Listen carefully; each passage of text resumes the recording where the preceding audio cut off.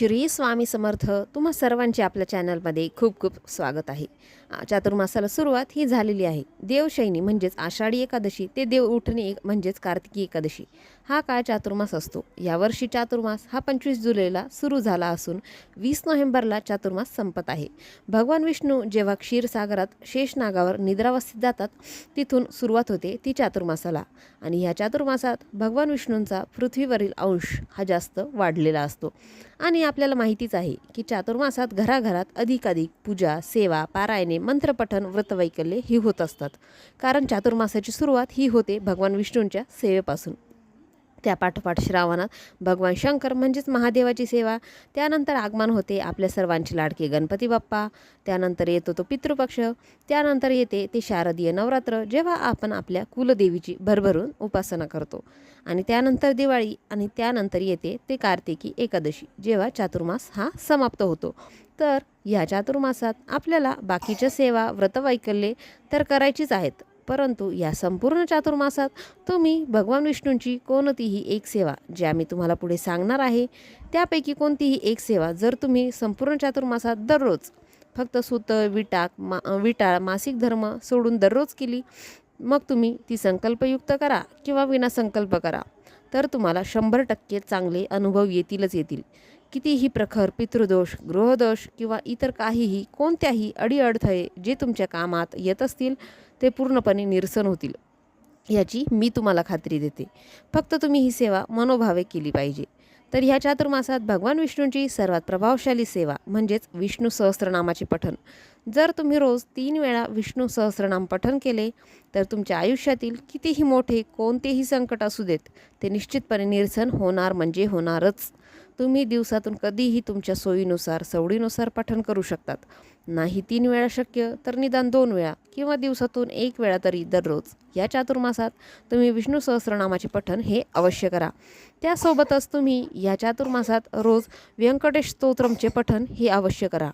तुम्ही जर संस्कृतमधील व्यंकटेश स्तोत्रम पठण केले तर अतिशय उत्तम, पण जर संस्कृत नाही तर निदान मराठीतील म्हणजेच प्राकृत व्यंकटेश स्तोत्रमचे तरी अवश्य पठण करा. किंवा जर रोज शक्य नसेल तर तुम्ही 21 दिवसीय संकल्पयुक्त व्यंकटेश स्तोत्रमची सेवा देखील या चातुर्मासात जरूर करा. सर्व आर्थिक अडचणी तुमच्या या सेवेने दूर होणारच. तुम्ही या चातुर्मासात रोज सकाळ संध्याकाळ तुळशीची पूजा करा.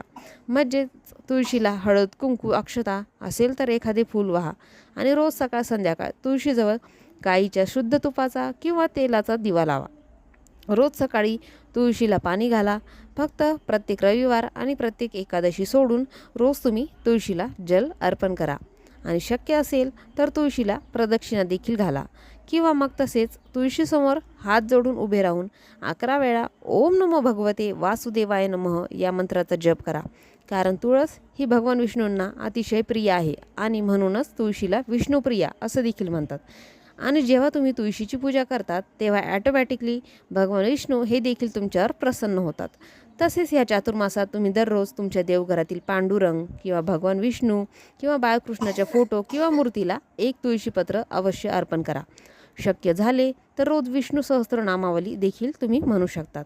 ह्या चातुर्मासात काही शक्य नाही झाले तर निदान रोज एक माळ म्हणजेच 108 वेळा ओम नमो भगवते वासुदेवाय नमः या मंत्राचा आणि 108 वेळा विष्णू गायत्री मंत्र ओम नारायणाय विद्महे वासुदेवाय धीमहि तन्नो विष्णू प्रचोदयात या मंत्राचा जप करा. तुमच्याकडे पुरेसा वेळ असेल आणि तुमच्या इच्छा देखील असेल तर तुम्ही ह्या चातुर्मासात रोज हरिपाठ देखील म्हणू शकतात.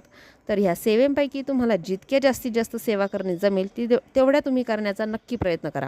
माहीत आहे की आजचे धकाधकीचे जीवन, सांसारिक गोष्टी सांभाळताना सर्वच करणे शक्य होत नाही, पण ह्या सर्वांसोबत जेव्हा आपण त्या परमशक्तीसाठी आपला वेळ, आपली सेवा, आपला विश्वास हा देतो ना, तेव्हा तो देखील आपल्यासाठी तेवढाच झटतो, तेवढाच झुरतो. शेवटी करता करविता तेच आहेत. आपण फक्त आपले प्रयत्न चालू ठेवणे आहे. भगवान विष्णू अख्ख्या सृष्टीचे लालन पालनहार आहे, तर ते आपले होणार नाही का?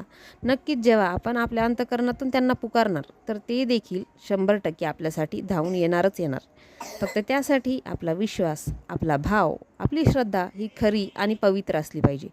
तर आजचा व्हिडिओ इथेच संपवतोय. व्हिडिओ कसा वाटला ते मला कमेंट करून नक्की सांगा. आवडला असेल तर कमेंट बॉक्समध्ये ओम नमो भगवते वासुदेवाय नमः नक्की लिहा आणि आपल्या व्हिडिओला जास्तीत जास्त जणांसोबत शेअर करा आणि आपल्या चॅनलला सबस्क्राईब नक्की करा. श्री स्वामी समर्थ. जय जय स्वामी समर्थ.